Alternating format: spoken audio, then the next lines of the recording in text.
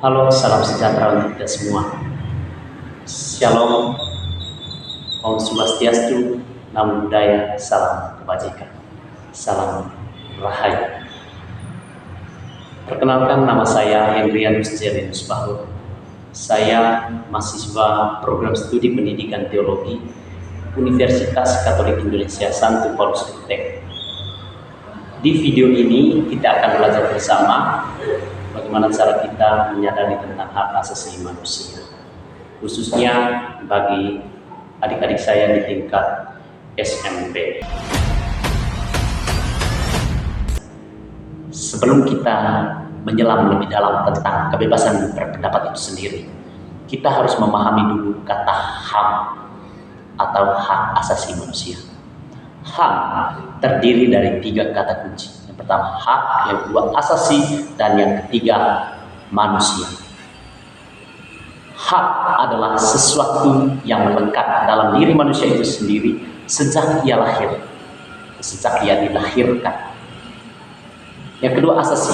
Dalam bahasa Arab, asasi sendiri disebut sebagai asas, ya, dasar, pokok atau fundamental. Itu adalah asas dalam bahasa Arab.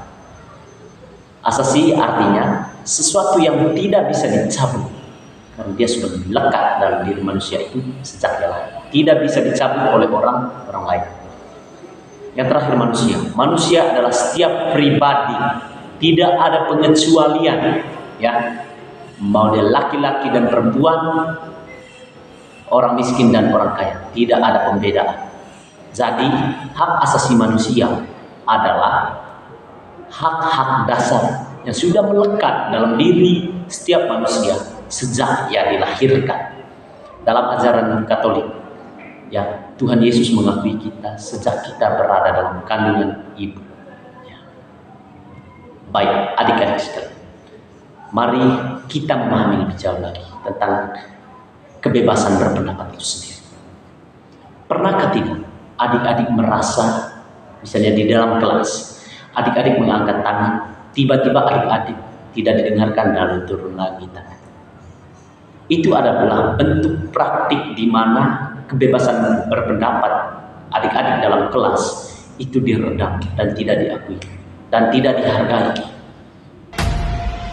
Kebebasan berpendapat adalah sesuatu hak yang fundamental dari seseorang untuk menyampaikan ide, pikiran, gagasan secara bebas.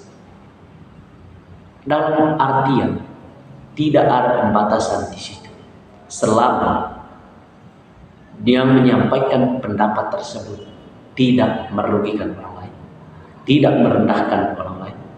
Dalam Undang-Undang 1945 Negara Republik Indonesia ini telah tercantum dalam pasal 28E ayat 3 tentang bahwa setiap pribadi atau setiap manusia memiliki kebebasan untuk berserikat, untuk berkumpul, dan berhak untuk menyampaikan atau menyuarakan pendapat, ya. Jadi adik-adik punya daulat yang besar.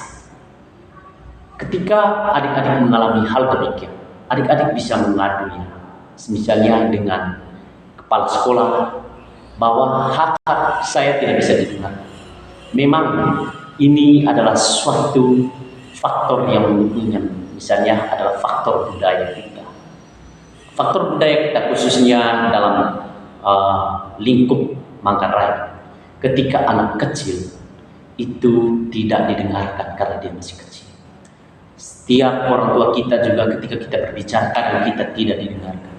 Maka dinasti pemikiran itu sampai kepada tingkat persekolahan. Adik-adik yang terkasih, rentan sekali sekarang ini, ya, bahwa kita cenderung melawan guru, kita cenderung melawan teman karena pendapat kita tidak didengarkan. Padahal adik-adik punya kuasa hukum sendiri, ya.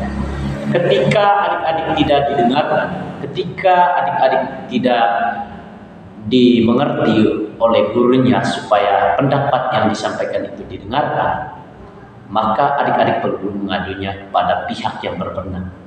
Misalnya wali kelas adik-adik misalnya. Yang kedua, mengadu kepada kepala sekolah. Itu siapa tahu mereka bisa memberikan nasihat yang baik. Kalau mereka tidak mendengarkan, adik-adik bisa mengajunya kepada pihak pemerintah desa, ya. Mungkin barangkali bisa mereka menghantarkan adik-adik pada pihak berwenang yang lebih tinggi lagi. Kalau adik-adik mau berproses, jadi adik-adik punya kuasa, ya. Tidak boleh ragukan lagi. Jadi perjuangkan supaya hak asasi adik-adik itu bisa dimanfaatkan lebih baik lagi. Terima kasih, salam sejahtera untuk kita semua. Saya Hendrianus Pahut. Shalom, salam sejahtera.